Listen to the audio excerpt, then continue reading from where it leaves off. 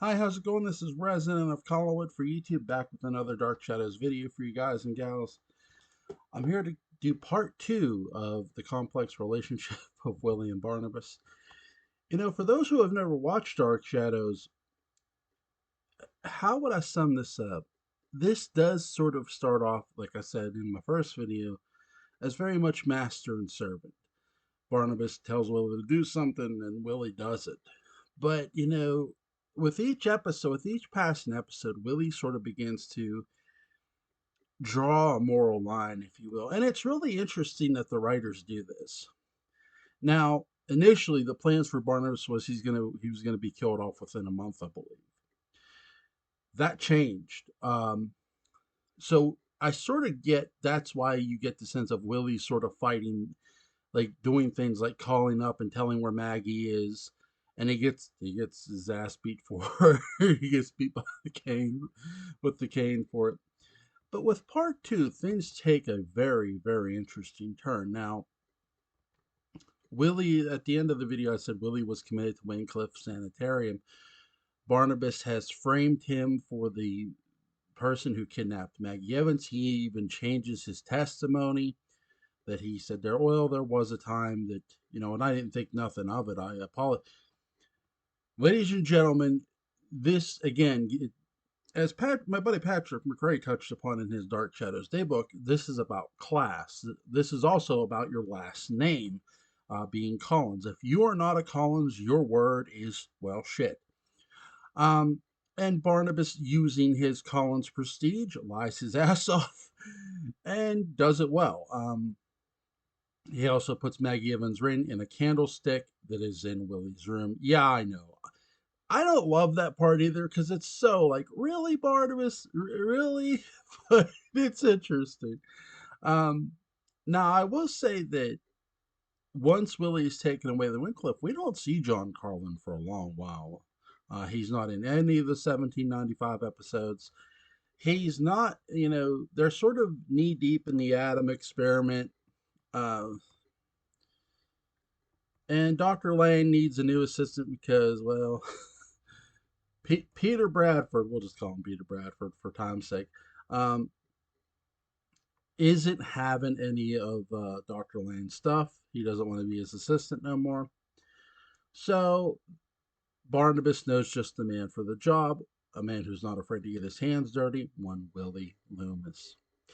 Willie not has been put under the care of a doctor who reports directly to one Dr. Julia Hoffman, who now Barnabas and Julia aren't on the best of terms, but Barnabas tells Julie he needs Willie, for friendship's sake.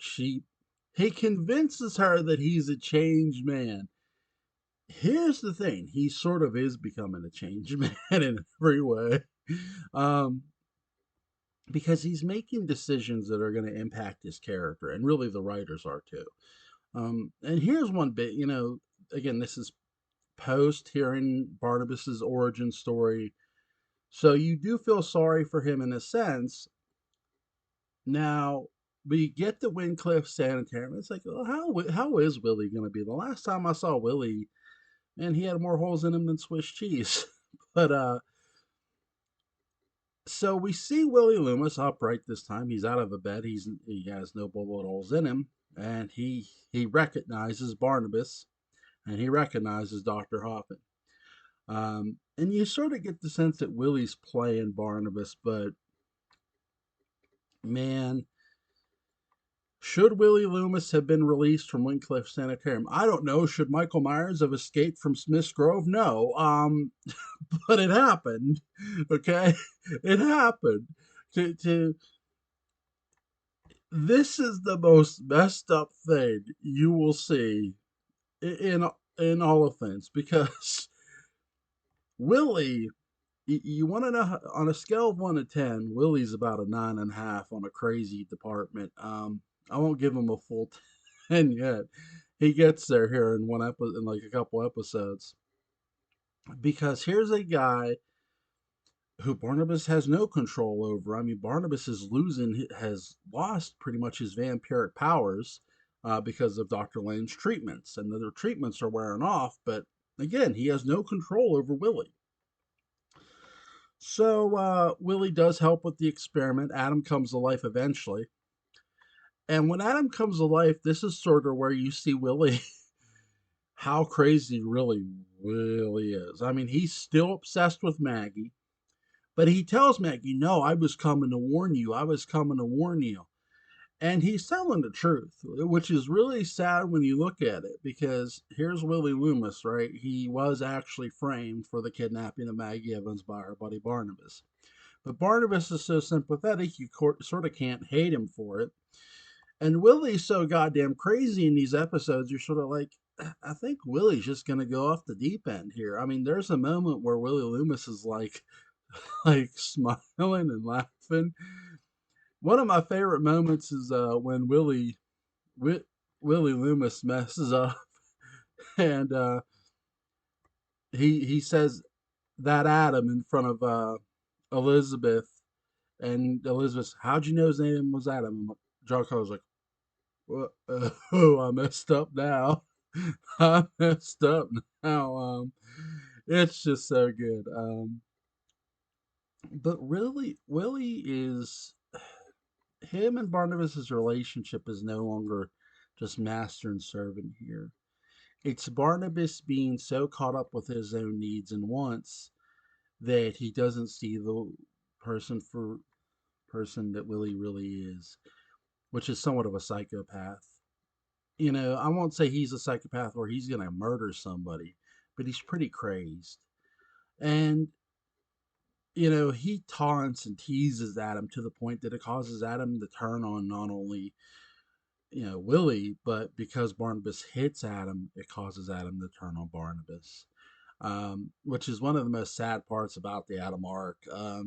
Again, Barnabas, he knows Willie lies, but he doesn't question Willie too bad about Adam, why Adam was doing that to him. It's just let go, which I find really interesting. And I guess it's to move the arc along, but it's just an interesting decision by the writers.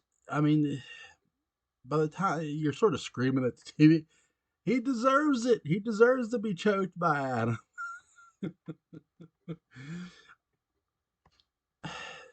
Willie with a gun in this is sort of like, oh god, he's gonna shoot Adam at the first sight.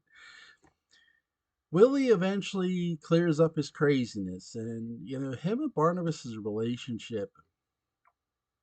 There's a real sincere moment here when during the Leviathan arc, when Julia is threatening Wincliffe and Barnabas isn't. Again, this is about decision making.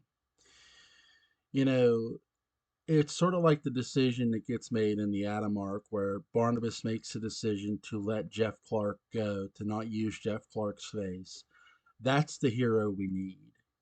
And again, here's the hero we need again when Barnabas makes the decision no, it's Willie's choice whether he wants to help me or not. He's not forcing him, he's not going over and biting him like he could. He's giving him a decision. And whatever decision he makes, Barnabas will live with.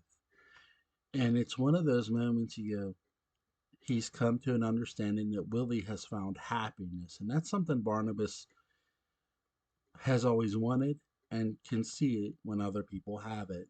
And instead of being jealous of it at this time, he's envious of the man who now he calls his friend. A man who he has grown to respect and admire because this man has been through literal hell. Barnabas knows because he has put the man through it. I mean, up and down, beating after beating.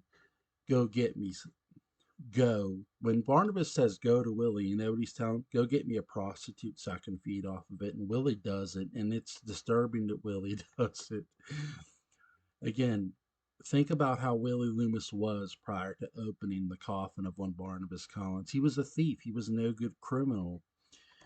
But now but when you look at him as he grows, he's become this figure who realizes, I thought I was a bad person until I ran into a way worse figure in my life. And I'm not meaning Jason McGuire, I mean Barnabas.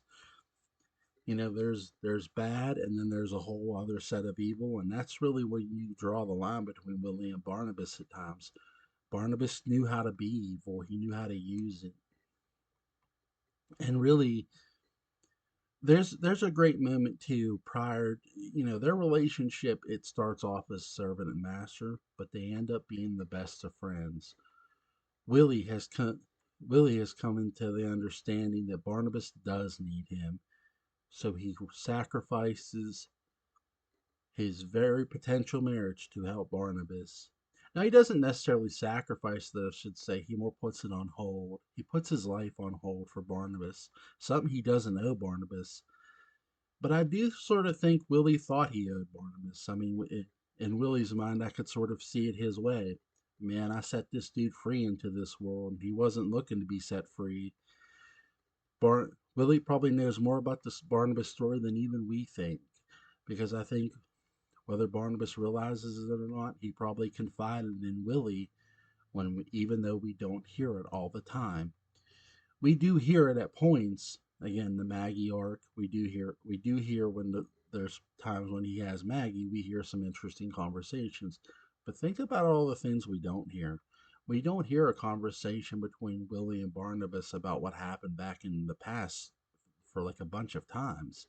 It's something that's probably said, and it's probably something that's said off camera. Now,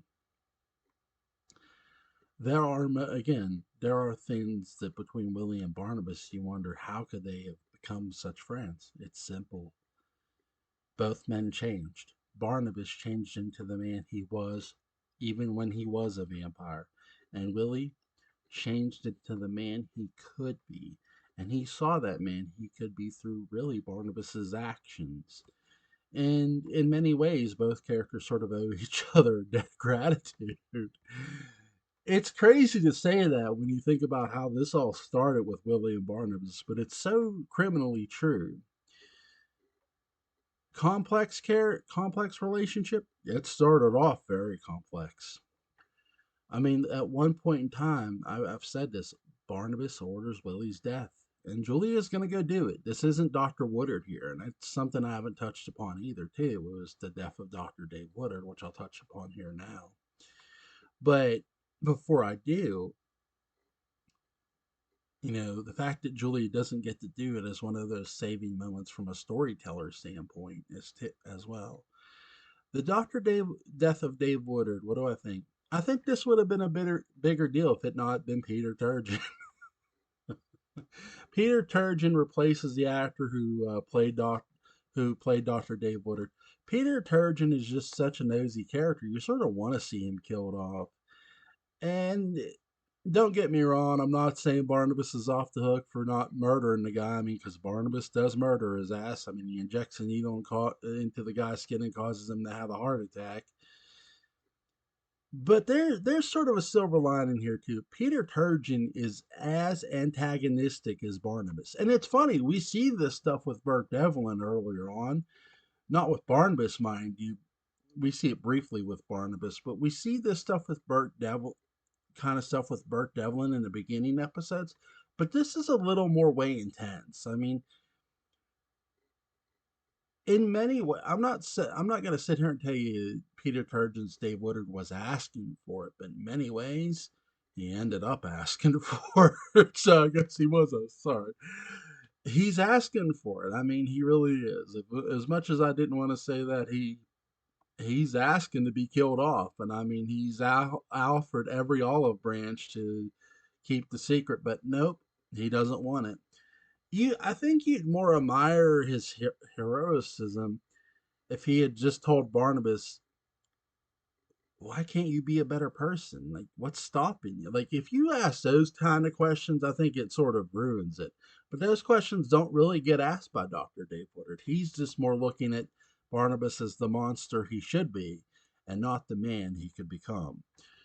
We're going to have that. That's the thing. We as the audience get that privilege and get that point of view because of the story that's going to happen. And it's something that's not talked about much on Dark Shadow, is that really, when you look at Dave Woodard's death more represents the past Barnabas that we've seen leading up to the 1795 storyline where he's done some bad things. And the death of Dr. Dave Woodard is the ultimate bad thing he's done. I mean, the first person he kills isn't Dave Woodard, he's the second. And I think that's a thing too. Had it been Dave Woodard and had it been the other actors Dave Woodard, we would have probably never forgiven Barnabas. But Barnabas's first kill is not Dr. Dave Woodard. It's actually Jason McGuire, Dennis Patrick's character. And you sort of know this is coming a bit. It's a bit predictable in the series because it's like they're wanting to write Jason off, but what are they really going to do? Are they really just going to let him leave town? And Jason doesn't leave town. He decides to go into the old house and go into the basement after seeing the jewels. And Barnabas chokes him, and they end up burying Jason McGuire in the mausoleum. I think that's the most key part about Barnabas too, prior to any sort of babyface turn. When you get into victims, who is the who is Barnabas's first real casualty? It's Jason McGuire. It's not Willie Loomis. Willie's just serving him. Willie's not so much. The only way Willie's going to be a casualty is if Dr. Hoffman would have pulled out that IV, but she doesn't. So, and there's that. All right, you guys have a good day. I'll see you on the next video. Hey, oh, by the way, before I go with this video, before I do, I think another dynamic of Barnabas and Willie that's really good, that's really underrated. Again, and I've touched upon this in the first video, is when Barnabas kidnaps Maggie. The dynamic is really interesting. You guys should go give it a watch. All right, you guys have a good day, and I'll see you later. Bye.